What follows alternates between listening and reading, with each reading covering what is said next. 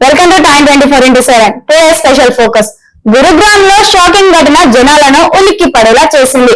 స్నేహితుడితో అక్రమ సంబంధం కారణంగా ఒక స్నేహితుడు మరొక స్నేహితుడిని చంపాడు.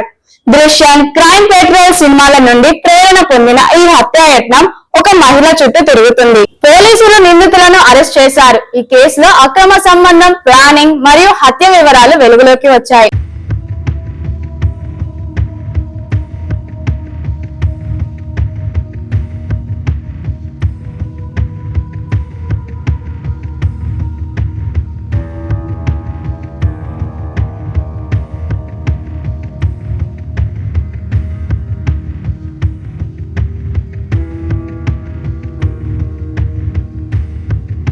హర్యానాలోని గురుగ్రామ్లో షాకింగ్ ఘటన వెలుగులోకి వచ్చింది.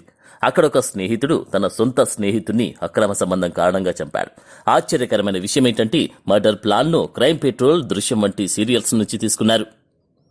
అందిన సమాచారం ప్రకారం బీహార్లోని నవాడా జిల్లాకు చెందిన విక్రమ్ గురుగ్రామ్లోని దుండహీడ గ్రామంలోని అద్దె ఇంట్లో తన భార్య సోనీదేవి, 2 పిల్లలతో నివసించాడు. అతను ఒక కంపెనీలో కాంట్రాక్టర్గా పనిచేశాడు. జూలై 26న అతను తన డ్యూటీకి వెళ్లి రాత్రి వరకు తిరిగి రాలేదు. అతను ఇంటికి తిరిగి రాకపోవడంతో కుటుంబం ఆందోళన చెందింది. విక్రమ్ మేనల్లుడు విక్రమ్ పనిచేసే కంపెనీకి ఫోన్ చేయడంతో అక్కడి నుంచి విక్రమ్ ఉదయం 9 గంటలకు ఇంటికి బయలుదేరాడని చెప్పారు. ఈలోగా 3 రోజులు గడిచాయి, కానీ విక్రమ్ జాడ కనిపించలేదు. జూలై 28న విక్రమ్ భార్య సోనీ ఉద్యోగ్ విహార్ పోలీస్ స్టేషన్లో మిస్సింగ్ కంప్లైంట్ దాఖలు చేసింది. విక్రమ్ కనిపించకుండా పోయినప్పటి నుండి జూలై 28న ఫిర్యాదు దాఖలు చేసే వరకు కుటుంబ సభ్యులు సోనీ ప్రవర్తనను అనుమానించడం ప్రారంభించారని కూడా చెబుతున్నారు. కుటుంబ సభ్యులు దీని గురించి సోనీని ప్రశ్నించినప్పుడు సోనీ విక్రమ్ స్నేహితుడు రవీంద్రపై అనుమానం వ్యక్తం చేసింది. ఈ సమాచారం వెలుగులోకి వచ్చిన తర్వాత పోలీసులు వెంటనే రవీంద్రను అరెస్టు చేశారు. కస్టడీలో విచారణ సమయంలో రవీంద్ర అలాంటి విషయం చెప్పడంతో అందరూ షాక్ అయ్యారు. రవీంద్ర ప్రకారం అతను అద్దెకు కార్లు బుక్ చేసుకునే వ్యాపారం చేసేవాడు. ఈ సమయంలో అతను సోనీతో అక్రమ సంబంధం పెంచుకున్నాడు.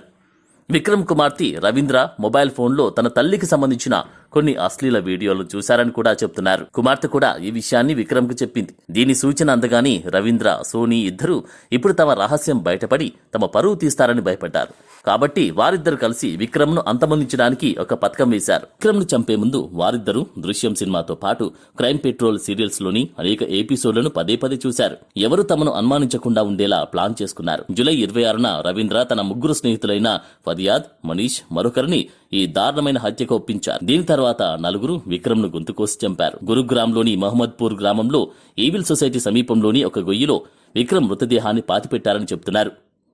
విక్రమ్ హత్య జరిగినప్పటి నుండి అతని మృతదేహాన్ని ఖననం చేసే వరకు సోనీ తన ప్రేమికుడితో నిరంతరం సంప్రదింపులు జరుపుతూనే ఉంది. విచారణ సమయంలో సోనీదేవి ఈ మొత్తం ఘటనా సమయంలో రవీంద్రతో పరిచయం ఉందని అంగీకరించింది. వారు ఫోన్లో మాట్లాడుకుంటూనే ఉన్నారు. ఇంతలో పోలీసుల విచారణలో రవీంద్ర కూడా తన నేరాన్ని అంగీకరించాడు. ఇద్దరిని అరెస్టు చేసి 5 రోజుల పోలీస్ కస్టడీకి తరలించారు.